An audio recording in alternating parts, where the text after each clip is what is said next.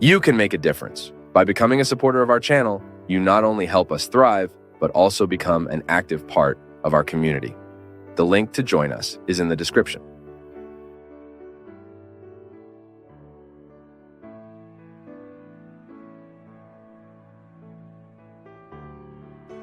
I lived through a tragedy that deeply unbalanced me. It happened in our family on December 30th, 2008. My 15-year-old niece, who was under my care, took her own life. I see two aspects. One positive, which is Jesus in my heart, absolves me of the guilt I carry. But there's also a negative aspect that often prevails, which is the result of my illness, which affirms to me that the blame for her death is mine.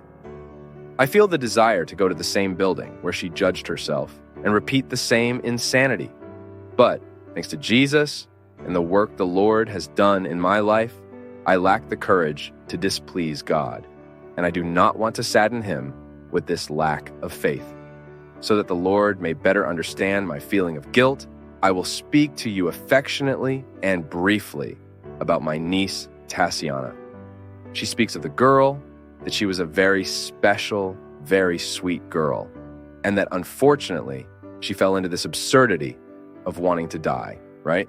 And she is experiencing a terrible aggravation, which is she is accused in the police investigation by her boyfriend, by Tatiana's boyfriend, of being the one to blame because of the curfew she imposed on their relationship.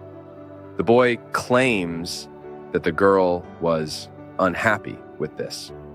The judge closed the case as there was no concrete evidence against the mentioned aunt, who is me.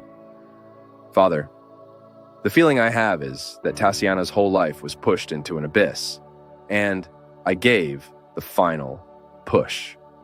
That's what kills me every day. My daughter, do not allow this to happen. We cannot enter the heart of the one who has passed away, and we cannot know the reasons. One thing is certain. It's foolish to think that your niece would kill herself because you set curfews for her relationship. No. Unfortunately, my daughter, our young people are arriving. You yourself were saying that she ended up in your hands precisely because of a difficult story that this girl already had. A child is like a house. If the foundation isn't good, it won't stand for long. That's how it is. You took this girl at a certain moment in life when you could no longer interfere with her foundations. It is very difficult for us to provide a life structure to someone who arrives completely unstructured. I'm not saying it's impossible. It is possible to help provide structure to someone who has never had it, but it will be much harder. And here, my friends, I extrapolate the conversation to speak to those of you who have children. Be careful. Be careful with what you are offering this child. Be careful with the home you're putting under this child's feet. All that you offer today will be decisive for the future. As a young person, as an adult, as an elderly person, we become who we are not by chance, but as the result of all the influences we receive. We are born and already start receiving these influences. And we need to fight hard for our home to be a place where people can truly be prepared. Human beings need to be prepared. We can't handle life just any way. We need structure. And to love is precisely to lend this structure. It is to grant the other the possibility of growing, of not wanting to die, right? Because suicide is slow, no one jumps from 1 hour to the next. The reasons gradually undermine our hearts. I remember the story of a young man in Taubaté, already in the last year of medical school, who was found dead, hanging from a rope. Imagine, a guy with his future ahead in the last year of medical school suddenly appears hanging there months before graduation. That rope isn't tied overnight. That rope is tied gradually. And if we don't take care, we also tie a rope around our neck. Living is the experience of condemning or saving. Living is the experience of accepting condemnation or accepting salvation. It passes all the time through the path of others, but it also passes through ours. Today we experience situations that condemned us or saved us. It's like adding or removing a segment of rope. Everything depends on the choice, on the selection we make. Life needs to be sifted, just like the prospector does. He takes that pile of dirt in a sieve and sifts it slowly until he sees if there's a precious stone or not. If there isn't, he throws everything away and starts over. The end of our day should always be a prospecting experience. Look at the sieve of the day. Look at everything that happened, everything you heard, everything you experienced, all the situations you faced, everything that fell before your eyes, everything you saw, everything you heard, and only keep what is precious. We waste a lot of time keeping junk. Throw it away. Don't take to your bed. Don't take to your sleep what was the rubbish of the day. Otherwise, it becomes a noose around your neck. It's amazing how much we slowly kill ourselves when we don't sift out what truly wasn't worth it. Now, if we insist on keeping everything that's worthless, then we truly tie knots in our rope around our neck. And suddenly, when you least expect it, you're ready to die. It's lamentable, but it's true. The wrong choices we make in life represent a rope we're tying around our own necks. I'm seeing with great happiness the recovery of a nephew of mine, whom I love very much, Conrado, a boy who for a long time, a handsome, intelligent, smart boy, chose to tie the rope around his neck. And today, thanks to God, because of eyes that see salvifically, of people who are lending him a new meaning to life, Conrado is having the beautiful experience of judging the segments of rope around his neck, recovering, rehabilitating himself, making peace with life. You can observe sometimes we get mad at life, and every time we're mad at life, we start creating the possibility of death. That's what happened to your niece, my daughter. Unfortunately, she grew up mad at life. There was a lack of structure, a lack of love, a lack of attention. The home was not what she needed. And at a certain point, any little weakness, any difficulty, she jumps. Why? Because she's not prepared. She suffered too much. She can't stand life's problems anymore, lacks preparation to stay standing. That's why it's so hard to recover a person. Because it's at that moment that the quality of our education, of our structure, comes into play. It's like when I had hepatitis. I remember a phrase from Dr. Antonio very well. I said, "Doctor, what now? What are we going to do?" He said, "Father, now, we don't have to do anything. You have hepatitis, and now we'll see what your body can do with the problem you have." Likewise, when Robinho had cancer, I was so shaken by Robinho's illness that I sought out all the resources I could to see if we could save that boy. And then a friend of mine, who is a doctor, told me very harshly, very bluntly. I said to him, "So, during this recovery period, we'll change his diet, do this, do that." He looked at me and said, "Look, Father, we think all of this will change things. It's true that giving him a better diet will help a little with his recovery, but don't be fooled. It's the past that will determine things now. Everything that this boy ate, everything he experienced with his health, will determine now whether he will recover or not. Yes, my friend, life is like this. One day, it confronts us with the choices we made. And then, because I had the opportunity to get out of that horrible situation, which my hepatitis complicated too much, because I was using terrible medications at that time, highly hepatotoxic, right? Imagine I was taking an anti-inflammatory because I was already feeling joint pain, right? It was already a symptom of hepatitis, but I didn't know it. I thought I had arthritis, osteoarthritis, all that bunch of things. I was taking a highly hepatotoxic medication for over a month when suddenly I found out I had hepatitis. Imagine a liver that was already suffering from hepatitis, still suffering from the wear and tear of heavy anti-inflammatories. The fragility of the body is immense. It can't cope. I almost needed a transplant. So what's the fight? The fight is all about a health process that, thank God, I was going through lately, with discipline in eating, sleeping, working. I was living right, thank God. I got sick at a time when I was living right, and then my body reacted. That's how life is, my friends. Sooner or later, we will be held accountable for what we nurtured within ourselves.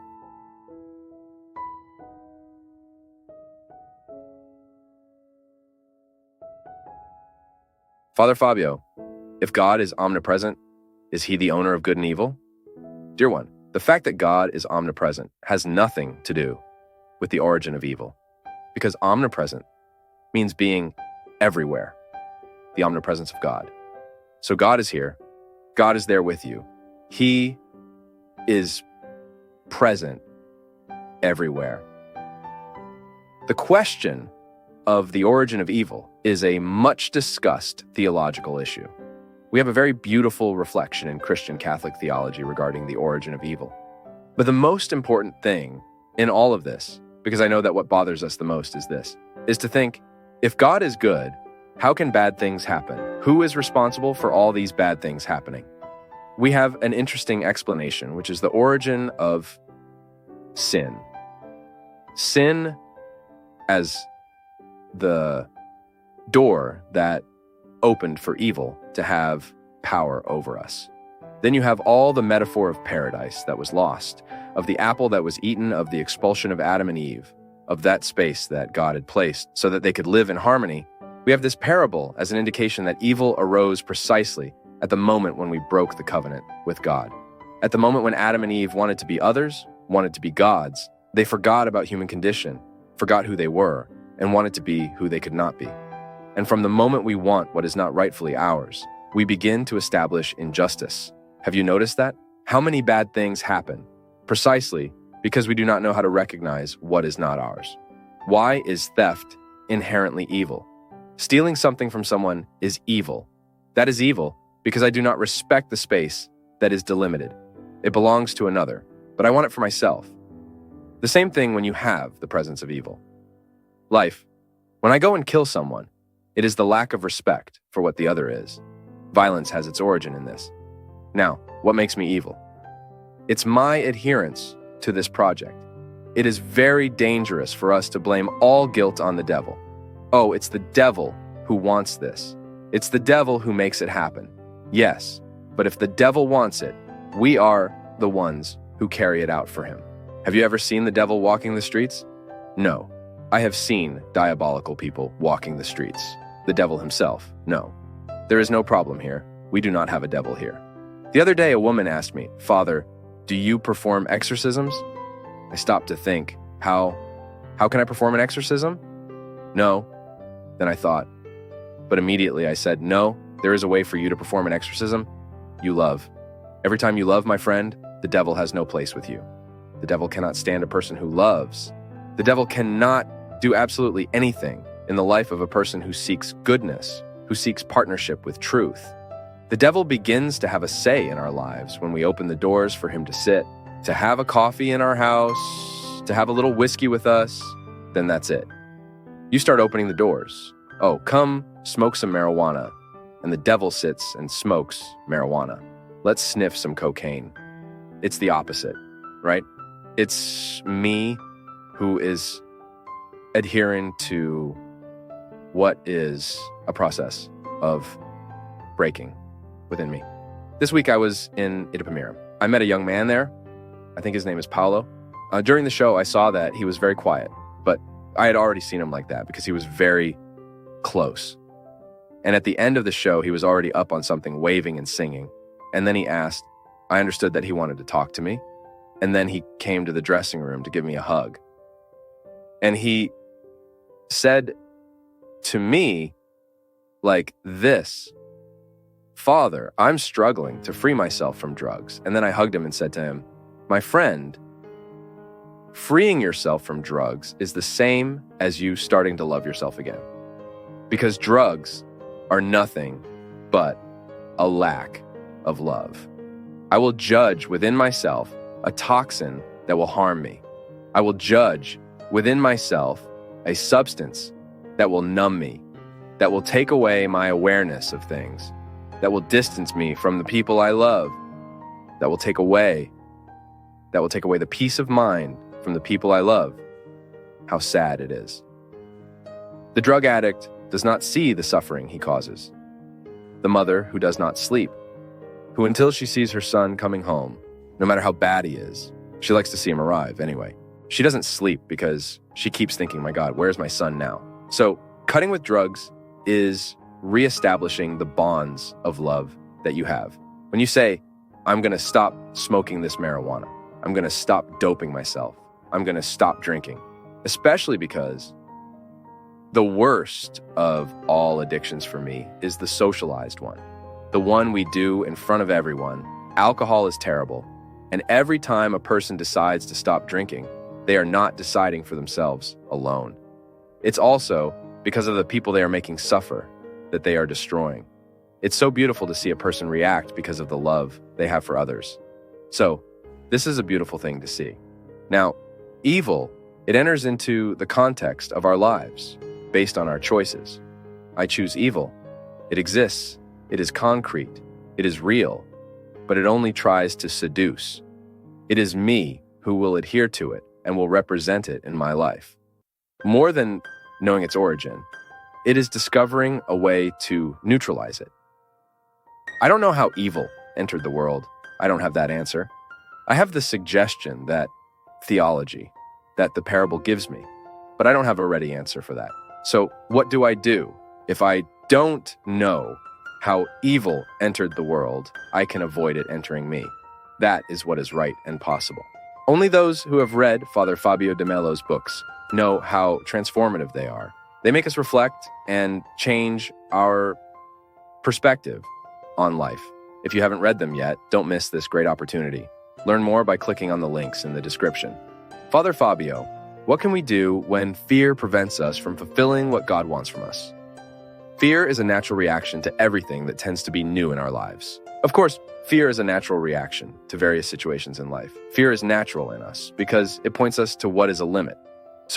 Because I am limited, I am afraid. I'm afraid of burning my finger, so I'm limited. I can't put my hand in the fire. I know that. It's a limit I have. The limit of my skin, the limit of my physical condition. Now, when this fear of fire begins to prevent me from having a healthy relationship with everything that will have fire, for example, if I'm going to be near a bonfire, but I don't need to judge myself in it. It's the control we can exert over the fear we feel, which is always an experience of rationalization. The fire is there. I know it's dangerous for me, but I start to manage the relationship I have with it. Everything in life is like that. When I start to manage the fears I feel, I start to overcome them. I cannot allow fear to become an oppressive force that diminishes the quality of my life. We often tend to live in fear of novelty, everything that will be new in our lives, the changes we will face. Who feels fear, for example, when they have to change jobs? We don't know if it will work out. Who will get married? Who will face a new lifestyle? We'll always go through the experience of fear because novelty, we will leave a comfortable region, a reality that we are already accustomed to, and we will move to a new territory. And it is natural for us to be afraid of that. What is not natural is for fear to prevail.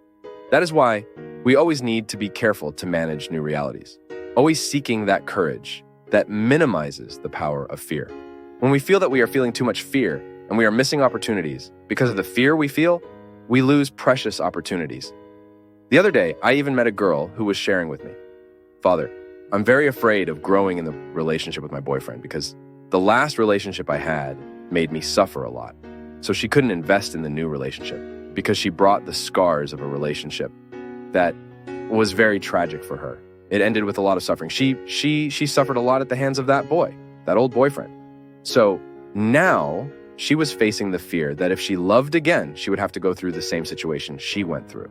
And that's where we need to rationalize. It's the formula that often works. How am I going to rationalize a situation? How can this girl rationalize the fear she has of the new relationship? It's about thinking. This guy I'm dating now is not the same. He doesn't necessarily have the same personality as the one I dated before. It doesn't mean that what I experienced with the other, I will have to experience with this one too.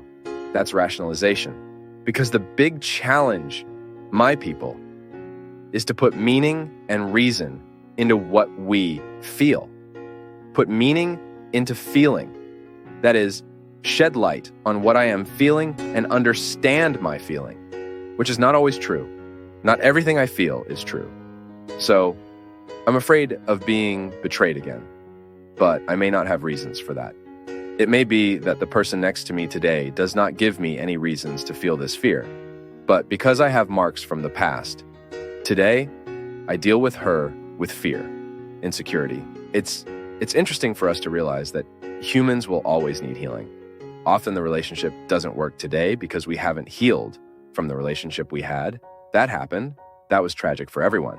So this thing of organizing life little by little as we live, correcting our feelings, doing emotional digestion.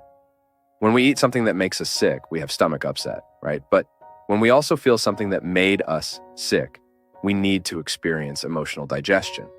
That is the process of eliminating what was not good and keeping what was good. That's digestion. Well-done digestion is when the body keeps what it extracted from the food and throws away what is no longer good. It digested. When it doesn't digest, it's because the food stayed in the stomach. And since the stomach wasn't made to keep the food, but it was made only to be an instrument for that food to be digested and thrown, the proteins, vitamins, minerals from our food into the blood to continue feeding the body. The stomach wasn't made to be a storage place. We have upset stomach. The food stayed longer than it should have for some reason, either because it was spoiled or because it was too heavy, ate more than it should, right? Affection and feeling work the same way. And often I live this emotional indigestion like this, keeping inside me what should have been eliminated. Or judging for my effective life, what was the learning from everything I lived? If I don't do this digestion, I keep that as a bad thing and start projecting onto others what didn't work from that first experience. And that often makes us afraid. When we go into a relationship with another, bringing the marks of a past that was not good. Many times we take this also, not only in the dating issue, marriage, no, in friendship, no. In everything in life, sometimes we make the reading of the new that is before us with what we already have as experience. So the great challenge is to ensure that fear does not prevail, that what was the experience of the past does not prevail over us. Fear will always be natural because we will analyze life based on what we have already experienced.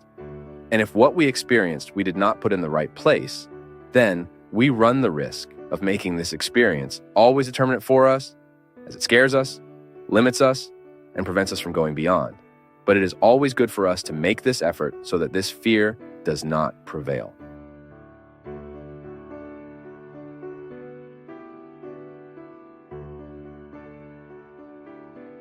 Today I was talking at home, and we were discussing an event involving someone we love, very much a difficulty, a suffering they went through, a loss. And I was just talking about how important it is, how much of a difference it makes in our lives even when we're suffering, even when we are hurt by events, don't allow the victim mentality to take root within us. Because the victim mentality, the one that conditions us, to think, oh, poor me, I didn't deserve what happened to me. That spirit, it's very diabolical within us because it breaks our capacity for recovery. Every time I think life has been unfair to me, every time I think life owes me something, I naturally paralyze my strengths and anything that could lead me forward. And sometimes we are very cruel to ourselves like that. We feed for years and years and years without realizing that we are feeding this victim spirit. Life owes us nothing. No. Life is always beautiful if we perceive it as such. If we're willing to cast our eyes on what still remains. Okay, we lost. And what can we do to recover even a little more than what we lost?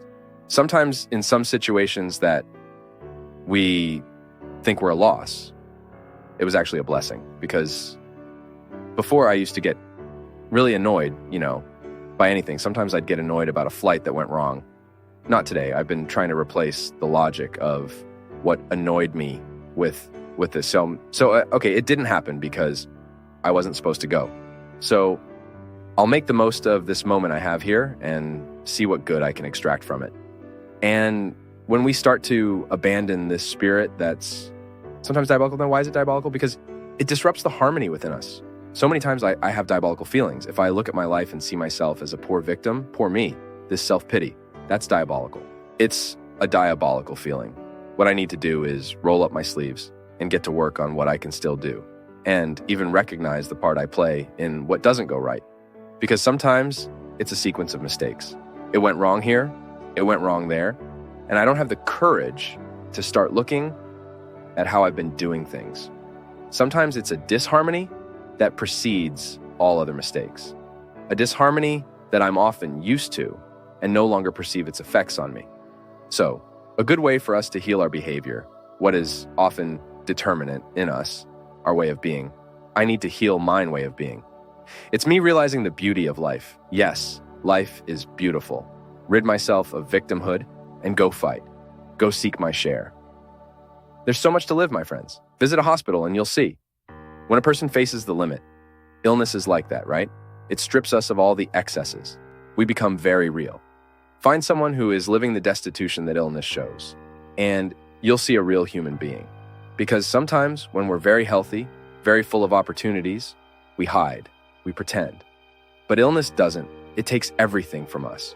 It takes everything that could seem like a hiding place for us, everything that could function as a hiding place. In fact, I keep identifying how, when a person experiences maturation, how they discard these hiding places throughout life. And it's so good to live with these people who no longer need hiding places. Maturity does that to us. We discard the hiding places that were once so fundamental for us to be who we wanted to be. And then the passage of time makes it so that those who are truly interested in us stay by our side, not just in our shells. Because success is a shell.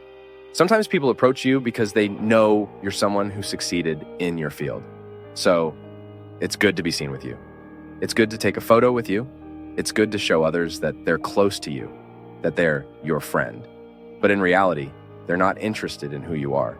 They're interested in the shell you have, which helps them have another shell, which might be interesting. Today, we live in this time where we demonstrate ourselves so much, show ourselves so much. This can become a neurosis because you end up seeking people not to truly meet them, but to feed your need to document and have material to post later. So when we meet and don't feel the need to publicize what we've experienced, it's because we truly appreciate what we've experienced. I'm not saying publishing is a problem. I'm saying that often, in the excess of publication, we're hiding our need to instrumentalize the other, to just enjoy the shell that is the other. Success is an example. But money, too. How many people approach others because of what they can materially offer them? Which is also nonsense, because it could be the most comfortable situation in the world. Personally, I can't stand it if my soul isn't feeling good. Oh, that boat is wonderful. We're going to spend a week there. God forbid a wonderful boat with people we don't identify with. What might seem like paradise to me is hell. Oh, but we're going on a beautiful trip. All expenses paid. And what do I pay to be there emotionally? And there are people who subject themselves to this.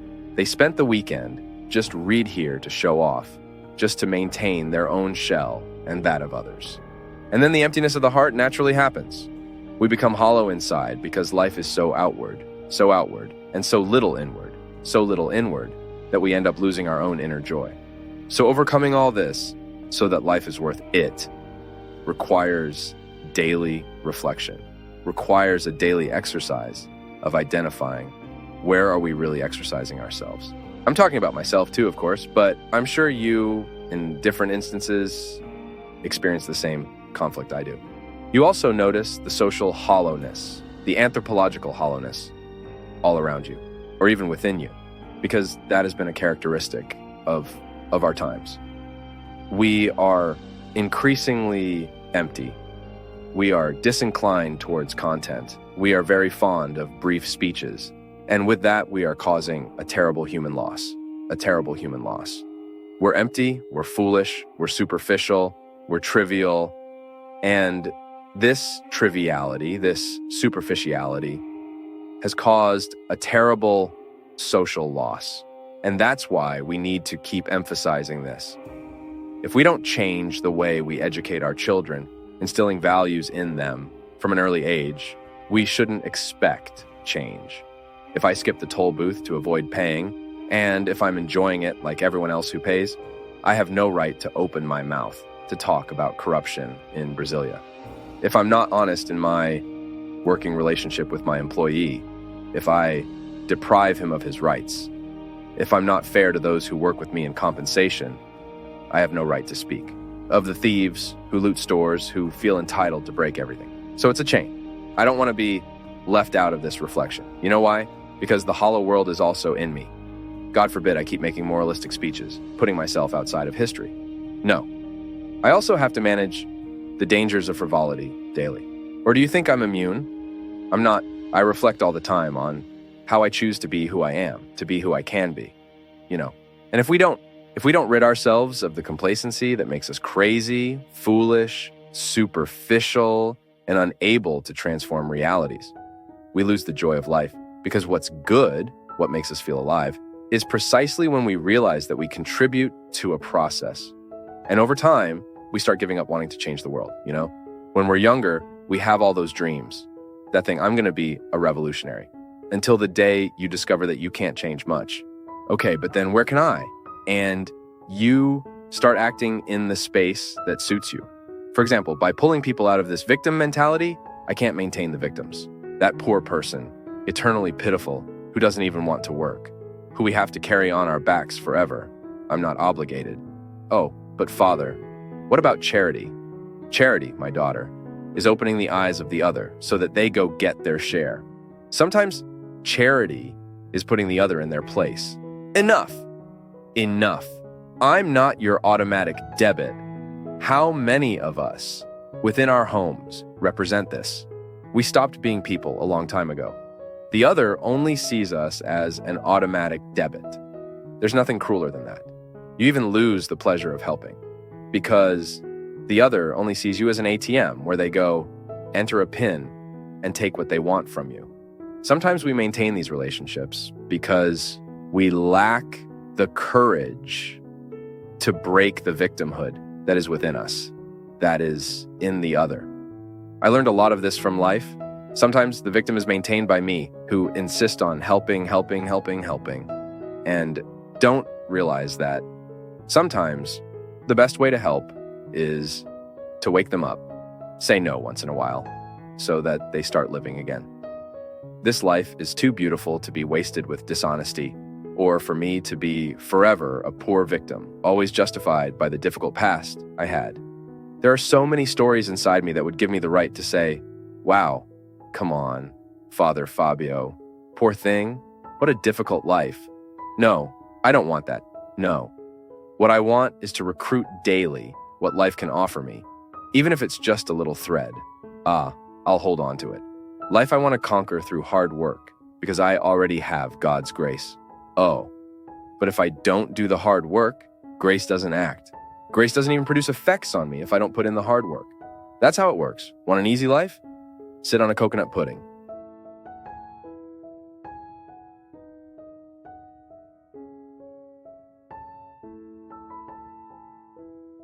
Thank you for joining us on this enlightening journey at Path of Faith. Don't forget to leave your thoughts in the comments below. Give us a thumbs up if you enjoyed the video, share it with your loved ones, and subscribe to our channel for more inspiring content like this.